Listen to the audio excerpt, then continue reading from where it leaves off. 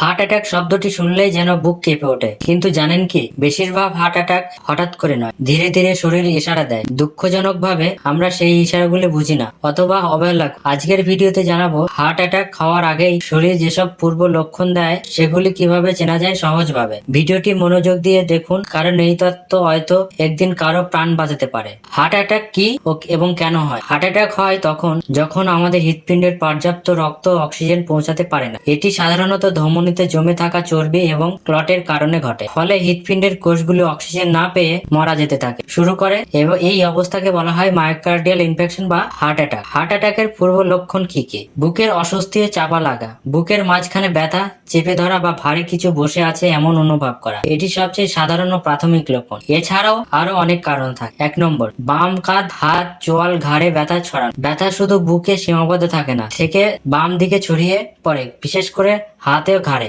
2 নম্বর, হঠাৎ শ্বাসকষ্ট, হাঁটতে গেলে বা বিশ্রামের সময়ও শ্বাস নিতে কষ্ট হলে এটি একটি গুরুত্বপূর্ণ সিগন্যাল। 3 নম্বর, বমি বমি ভাব বা হজমের সমস্যা। অনেকেই মনে করেন গ্যাস হচ্ছে, কিন্তু এটা হতে পারে হার্ট অ্যাটাকের উপসর্গ। 4 নম্বর, ঘাম হওয়া, তীব্র ঠান্ডা ঘাম, মাথা ঘোরা ও ক্লান্তি লাগা। 5 নম্বর, হঠাৎ দুর্বলতা, অজ্ঞান হয়ে যাওয়া, রক্তচাপ কমে গেলে হঠাৎ দুর্বল লাগে ও মাথা ঝিমঝিম করতে পারে। নারী ও পুরুষের লক্ষণ কি একই রকম? অনেকেই জানেন না, নারী পুরুষের হার্ট অ্যাটাকের লক্ষণ সবসময় একই রকম হয় না। নারীদের ক্ষেত্রে ব্যথা কম দেখা গেলেও ক্লান্তি, ঘুমের সমস্যা, গ্যাসের মতো উপসর্গ বেশি দেখা যায়। তাই নারীদের ক্ষেত্রে এই লক্ষণগুলো আরো বেশি গুরুত্ব দিয়ে দেখা উচিত। হার্ট অ্যাটাক হলে তৎক্ষণাৎ কি করণীয়? 1 নম্বর, কাছাকাছি হাসপাতালে যাওয়া বা দ্রুত চিকিৎসার ব্যবস্থা করা। 2 নম্বর, ব্যক্তিকে বসতে দিন, শুয়ে না রেখে দায়ক অবস্থায় বসতে বলুন। 3 নম্বর, অকারণে নড়াচড়া করতে বারণ করুন। 4 নম্বর, ব্যক্তিকে একা থাকতে দেবেন না। হার্ট অ্যাটাক হঠাৎ করেই হয় না, শরীর অনেক আগেই সতর্ক দেয়। আমরা যদি এই লক্ষণগুলো চিনতে পারি তাহলে